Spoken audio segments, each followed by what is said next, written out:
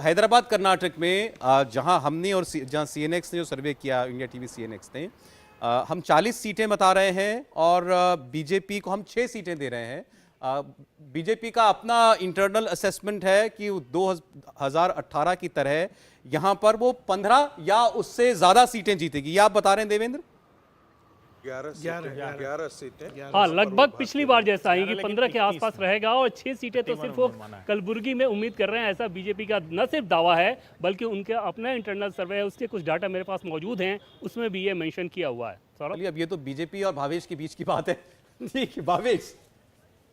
सौरभ जी, यदि बीजेपी की सर्वे को मान लेते फिर तो इंडिया टीवी को पैसे खर्च करने की जरूरत ही नहीं थी। फिर तो जरूरत ही नहीं थी। आप चिंता ना करें भावेश, हम आपके साथ हैं। एक सवाल पूछना चाहता हूँ सौरभ, यदि आप अलाउ करें तो मैं जफर जी से एक सवाल पूछना चाहता हूँ। जफर जी, लास्ट टाइम आपने कब देखा था प्राइम मिनिस्टर को हनुमान जी या इस तरह की मुद्दे उठाते हुए? प्राइम मिनिस्टर जनरली इस तरह के इशू तभी उठाते जब उन्हें लगता है कि ग्राउंड में रियलिटी कुछ बीजेपी के फेवर में नहीं है। इस बार आपको शायद पहले से पता भवेश जी मैं इसका जवाब देता हूँ, आप बड़ी संजीदगी से जवाब देता हूँ उसका।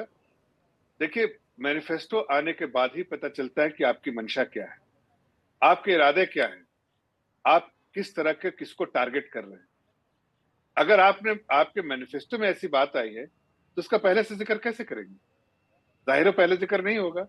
मैनिफेस्टो में आपने ऐसी बातें कही है जो प्रदेश की जनता को समझ में आ रहा है कि मेरा सवाल जो मुस्लिम रिजर्वेशन को लेके था वो भी 4 साल से आपकी सरकार थी, 4 साल में आपने क्यों नहीं हटाया उसे? अभी क्यों हटाया? अभी क्यों हटाया? क्योंकि आपको पता ग्राउंड रियलिटी कुछ और है, इसीलिए ये सारे मुद्दे आप चुनाव के बीच में उठाने की कोशिश कर रहे हैं। देखिए, हमने तो बराबर इसका कहा है कि जो कॉन्स्टिट्यूशनल जो चीज नहीं है उसको हटाएंगे। कॉन्स्टिट्यूशनल नहीं है इसलिए हमने हटाया और उसके बारे में अब तो मामला सुप्रीम कोर्ट में, इसलिए मैं इसके बारे में ज्यादा टीका टिप्पणी नहीं करेंगे। लेकिन हमारे पार्टी की जो स्टैंड है वो बहुत क्लियर है। ये भी बता दूं आपको साथ साथ भवेश जी कि हमने मुस्लिम समुदाय को ये बात बताया है कि आपका जो प्रोफेशन रिलेटेड जैसे ओबीसी में रिजर्वेशन था, हमने कोई कम नहीं किया। हमने उन लोगों का जो गलत तरीके से रिजर्वेशन रिलीजन बेस के था उसको हटाया, लेकिन ईडब्ल्यूएस कैटेगरी में बाकी जो प्रोफेशन से हट के मुस्लिम समाज के लोग जो बेनिफिशियरी हो सकते हैं ईडब्ल्यूएस में उनका नाम है। तो हमने किसी का रिजर्वेशन काटा नहीं है। या जो आप कह रहे हैं कि हमने रिजर्वेशन काटा है, हमने कोई रिजर्वेशन कहीं नहीं काटा है। और इसके बारे में आप जानकारी थोड़ी सी और ले लीजिए, जी ठीक बेहतर होगा।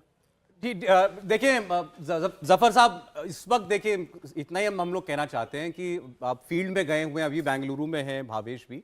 कोई भी एजेंसी है, कोई भी सर्वे करने उतरता है तो अपनी पूरी क्षमता के साथ सर्वे करता है। कोई नहीं चाहता कि वो गलत साबित हो। भावेश भी ये सर्वे कर रहे हैं तो उनको जो दिखाई दे रहा है ग्राउंड पर उन्होंने किया। कोई ये दावा नहीं कर सकता कि वो 100% सही होगा, वो भी नहीं करते कभी ये दावा। मुझे लगता है जिस कभी आप लोग भी सर्वे कराया होगा आपकी पार्टी ने, वो भी हमेशा ही 100% सही होते होंगे, ऐसा भी नहीं हो सकता। ठीक है सौरभ जी, मैं कोई आंकड़ों पे, भावेश जी के आंकड़ों पे, आपके ओपिनियन पोल पे कोई भी मैं टीका टिप्पणी नहीं कर रहा हूं। ये आपका ऑब्जर्वेशन है, ये आपकी एजेंसी जिसको आप एंगेज किया। लेकिन जहां तक हम भी ग्राउंड में पिछले 1.5 महीने से यहाँ पर रह हैं तो हम भी कुछ देख रहे हैं। तो जमीन पे रात दिन में अगर रीजन में है तो दिख तो रहा है, इतने सारे रीजन में कर्नाटक का बिल्कुल ठीक है जफर साहब, वो आपकी ऑब्जर्वेशन है।